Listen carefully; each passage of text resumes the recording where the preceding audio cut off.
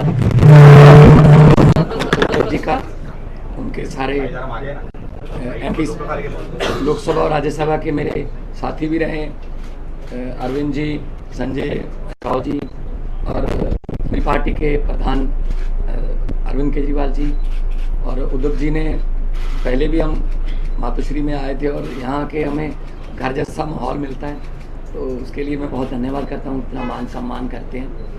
जैसा कि उद्धव जी ने और अरविंद जी ने बोला, लोकतंत्र खतरे में है और भारी खतरे में है।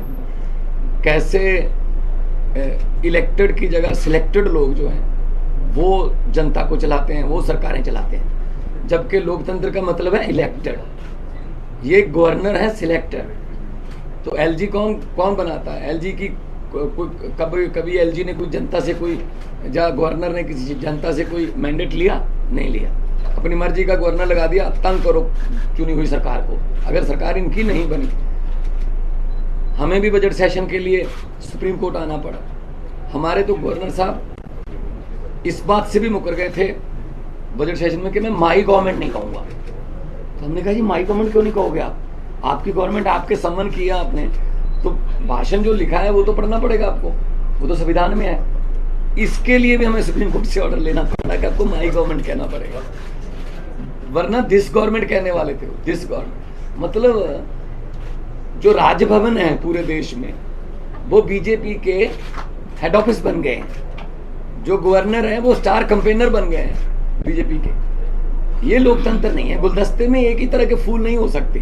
भारत एक गुलदस्ता है, हर फूल का अपना अपना रंग है, हर फूल की अपनी खुशबू है।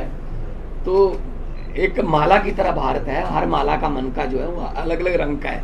लेकिन ये चाहते हैं हमारा ही हो सब कुछ, हमारा ही हो सब कुछ, हम ही राज करें। जैसा कि अरविंद जी ने बताया, अगर जीत के नहीं आते, इलेक्शन से नहीं आते तो बाई इलेक्शन से आ जाते हैं, अगर बाई इलेक्शन से ना आए तो खरीद लेते हैं। तो देश के लिए लोकतंत्र जो है, जैसा कि उद्धव जी ने कहा कि विपक्ष नहीं है हम तो देश को प्यार करने वाले लोग हैं।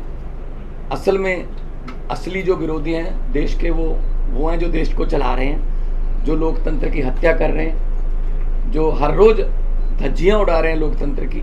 तो दिल्ली की, उसके बाद आपको सुन के ताजुब होगा, 2015 में शक्तियां छीन ली, तब 67 सीट आई थी 70 में से। शक्तियां ना होने के बावजूद भी अरविंद जी ने काम किए अपने दृढ़ इरादों से, क्योंकि उड़ान जो है वो हौसलों से होती है, वो पंखों से नहीं होती। तो शक्तियां छीनने के बाद भी काम किए। 2020 में दोबारा शक्ति दी लोगों ने, 63 सीट्स। अब इनको यही दिक्कत है कि हम लोग अब एमसीडी भी हार गए। अब इनको ये लगता है कि हम धीरे धीरे देश में हारना शुरू कर चुके हैं। तो अभी देश को बचाना है, अगर सभी को इकट्ठे होना पड़ेगा। हाँ, कुछ विचारक मतभेद होंगे कई पार्टियों के देश में, लेकिन देश बचाने के लिए हमें इकट्ठा होना पड़ेगा। अगर देश ही ना बचा तो फिर पार्टियां क्या करेंगी? पार्टियों का प्रधान बन के, मुख्यमंत्री बन के क्या करोगे जब देश ही ना रहा? 24 में अगर ये आ गए, ये संविधान बदल देंगे। और ये जिस तरीके से चल रहे हैं प्रधानमंत्री जी, बिल्कुल आने वाले दिनों में नरेंद्र पुतिन बनने वाले हैं ये। हाँ, ये इलेक्शन ही कराएंगे, ये कहेंगे 35 साल की मैं ही हूँ, बस 40 साल की ये मैं ही हूँ। तो ये उन राहों पर चल रहे हैं। तो ये बहुत खतरनाक है। देश का लोकतंत्र जो है, देश के शहीदों ने अपना खून का कतरा कतरा, हमारे पुरखों ने कतरा कतरा खून का बहा के ये देश हमको लेके दिया था। ये किसी के बाप की जागीर नहीं है कि ये देश के मालिक बन के बैठ गए। इनकी कोई कुर्बानी, देश को आज़ाद करवाने में इनका कोई योगदान नहीं है, लेकिन जो आज़ादी के परवाने थे उन्होंने देश लेके दिया। और देश को ये किन हाथों में बेच रहे हैं, कैसे हर रोज बैंक बिक रहे हैं, रेल बेच दी, तेल बेच दिया, एयरपोर्ट बेच दिया, सब कुछ बेच दिया। कैसे जो जुडिशरी को तंग किया जा रहा है। तो हम उद्धव जी के पास इसलिए आए हैं कि क्योंकि ये भी पीड़ित हैं उस जो कुल्हाड़ी लेके बैठे हैं ये दिल्ली में, वो सब पे चलती है। तो इसके लिए हम सबको इकट्ठा होके देश को बचाने वाली पीढ़ियां हमसे सवाल पूछेंगी, जब लोकतंत्र खत्म हो रहा था तो आप क्या कर रहे थे? कम से कम हम जवाब देने के लायक रहेंगे कि हमको कोशिश कर रहे थे, हम के बाद इनके विरुद्ध इकट्ठे हो रहे थे, हम लोगों को 140 करोड़ लोगों को ये बात मीडिया के जरिए अपने अपने भाषा में समझा रहे थे। तो लोकतंत्र को बचाने के लिए आज हम आए हैं और मुझे खुशी है कि उद्धव जी ने बहुत ही साथ दिया और पहले भी बहुत से मुद्दों पर हम लोकसभा में इकट्ठे लड़ते रहे हैं, शिवसेना के जितने भी MP साहबान होते थे।